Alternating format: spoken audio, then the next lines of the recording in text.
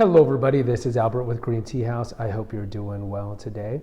Today we're going to continue the story about how England stole tea from China. Now before we begin, if you haven't done so already, stop by the store. Also subscribe and hit the notification bell so these episodes come fresh to you, and post a comment if you like. So this is the third part of this ongoing series where we're talking about how, for all intents and purposes, how tea got to the West in general. Now, prior to this episode we're talking about, which is about in the 1840s, of course, tea was in the West. It got there. Really, the Dutch were the first to bring it to the Western markets, mid to late 1600s. But if it was not for this episode with the East India Company hiring Robert Fortune to, for all intents and purposes, steal tea and tea masters, we would not have the availability, the popularity, and honestly the glut of different types of tea that we have now on the market. And we'll talk about that in the final episode that we do on this series. So as we continue, please, I'll put the banner up here for part 2 and part 1. Watch these in order.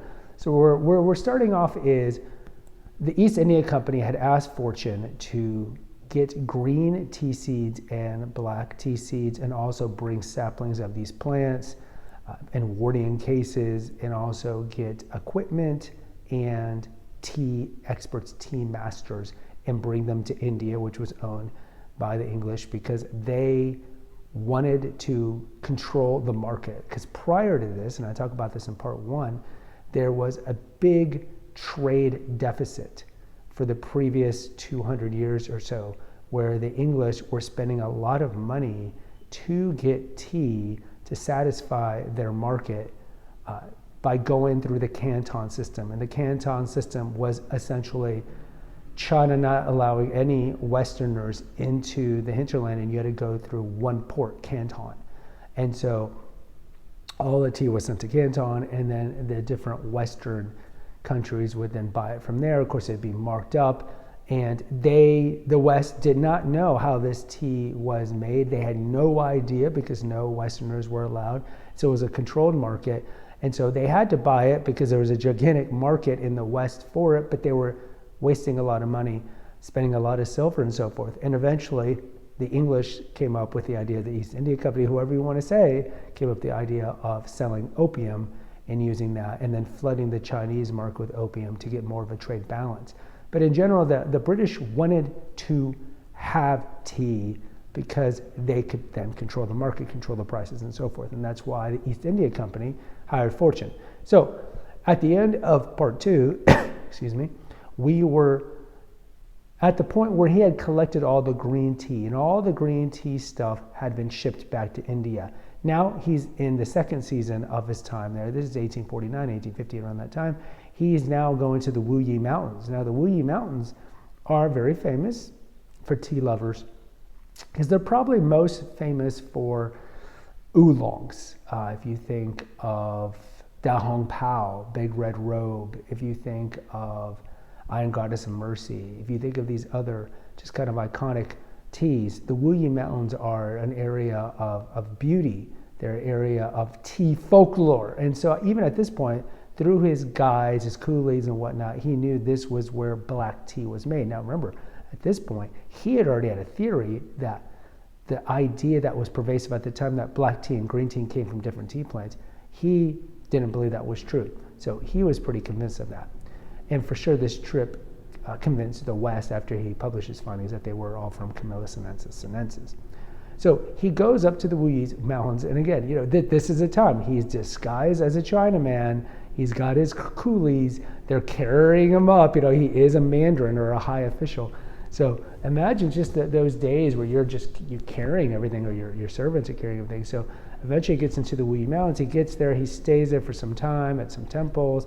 He's gathering stuff. His coolies are gathering stuff, and he is getting everything that he needs.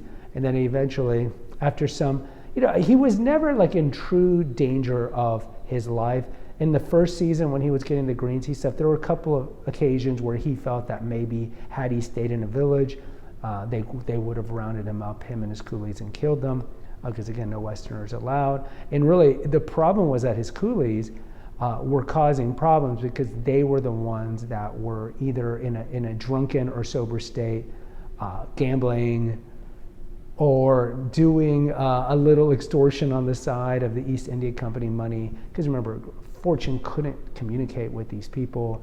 At this point, he knew some pidgin, he knew a combination of English, Chinese, but he really couldn't be the communicator. And so, but unbeknownst to him, that his coolies were doing a lot of just kind of shady stuff, and so he was getting in trouble, and that's why he had to leave a couple of times. So anyway, so he collects all the black tea stuff and eventually gets back to Shanghai. Shanghai is an open port at this point. This is when he gets news from India that his green tea stock was completely waste. And then he reads all the literature about what happened. Because everywhere on the stop, from Shanghai to Calcutta, up the Ganges, and then eventually to where it was supposed to be planted, there's always, everything is written in triplicate. This is the English, of course, of the EIC. So he sees where they made the mistakes, and the big mistake was the warding cases were opened prior to being where they should have been opened, which was the final stage to be planted. So he learns from this, and so he makes sure that he writes in the stuff that's going to be shipped, because he is going to stay behind, again, that they need to not be opened until they finally get there. And you think about also just, any of these ships could have gone underwater, they could have just been wasted. So he makes sure that he puts the different stuff on different ships. The good news is that eventually this black tea stuff, accoutrement, whatever you want to call it, eventually do get to Calcutta and to where they're supposed to be. And this is the origin stock, you could say, of Indian Chinese tea that still survives today. So even though the first shipment of green tea was a catastrophe, nothing survived, the second shipment of the black tea survived. And so eventually, these plants, the Camellia sinensis, was planted in the Darjeeling area. The Darjeeling area is right south of Sikkim, which used to be an independent mountain kingdom. Think of Shangri-La, if you ever read that great book. And so it was recently annexed by the English, and so you had various botanists who made sure that it was planted properly, and this is where we get Darjeeling today. And I talk about in the episode, on the episodes that we have on our first and second flush Darjeeling teas that we sell here, that Darjeeling is a unique tea in that it is not, unlike the majority of black tea that is produced in English colonies, think of India, think of Ceylon or Sri Lanka, think of Kenya, these are big producers.